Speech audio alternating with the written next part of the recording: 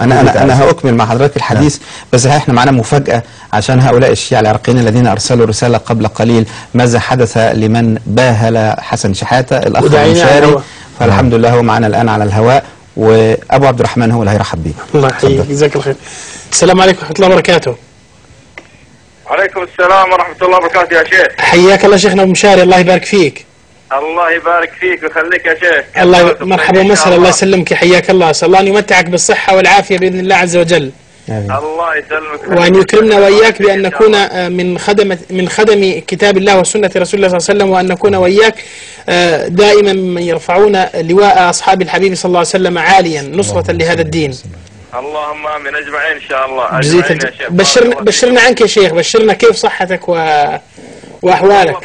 بخير ونعمة الحمد لله، بفضل من الله سبحانه وتعالى. الله يزيدك من النعمة. صحة زينة وكل أمور طيبة والحمد لله يا شيخ. رفع الله قدرك. بارك الله فيكم. أحب بصراحة اليوم سعدت جدا بشيخنا محمد الكوس حفظه الله. أول شيء أسلم على الشيخ البديع وسام والأخ الشيخ إبراهيم والشباب اللي عندكم كلهم.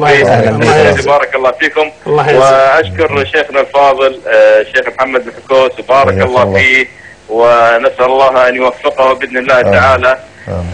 طبعا بإذن الله بإذن الواحد الأحد يعني مباهلة شيخنا الكوس، معلش كلامي مو مرتب، أنا لسه جاي من برا، معلش تحملوني عاد. الحمد لله السلامة. مباهلة شيخنا محمد الكوس اليوم أمن على دعائه ملايين المسلمين. صحيح. ملايين، إذا مو أكثر من مليار مسلم أمن على دعاء شيخنا محمد الكوس، فنسأل الله أن يوفقه وأن يخسف بذلك الرجل الأرض، وأن يرينا فيه عجائب قدرته كما أرانا في حسن شحاتة. يعني أعتقد والله حسب ما سمعت أن أنتم بثيتوا المباهلة، أنا والله تفاجأت من لفوة، فأعتقد أنتم في مصر أعلموا بما حصل لحسن شحاتة بعد تطاوله على أم المؤمنين عائشة رضي الله عنها وارضاها، وعلى أصحاب النبي صلى الله عليه وآله وسلم، والذي يعني تشرفت بمباهلة هذا الفاجر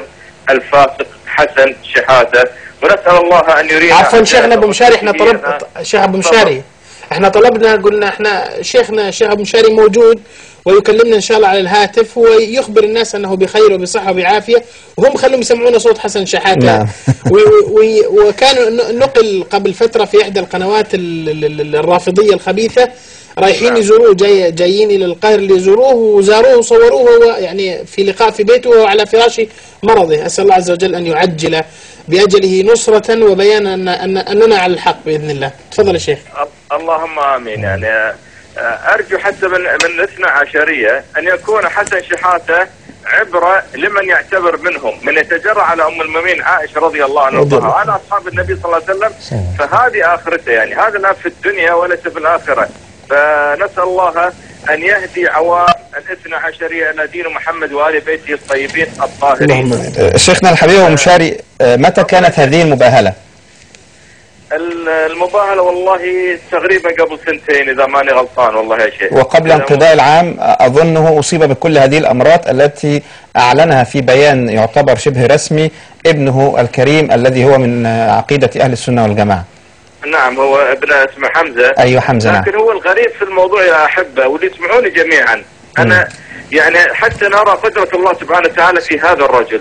كان في إيران يعني في أمان، واكل شارب نايم مثل ما يقولون، مأمن هناك في إيران، وكان يعلم بأن مطلوب القبض عليه في مصر عندما يصل إلى مصر. سبحان الذي أتى بهذا الرجل من إيران القابع فيها في أمان، كل شيء يعني كل الأمور متوفرة له، وجاء إلى مصر لكي يقبض عليه في المطار. سبحان الذي حرك هذا الرجل وجاء به. الحمد لله والشكر. نعم، جزاك الله خيرا يا أبو مشاري على هذه المداخلة التي أسكتت الكثير من ألسنة الشيعة إن شاء الله وأخرستهم، والحمد لله أنك في عافية ودائما تكون كذلك أنت وكل من يباهل ويدافع عن سنة رسول الله صلى الله عليه وسلم. ونذكر مشاهدينا بمباهلتك مع حسن شحاتة ثم نعود إليه. تفضل أستاذ أشرف. من كل أفاك عتل وذنيم آه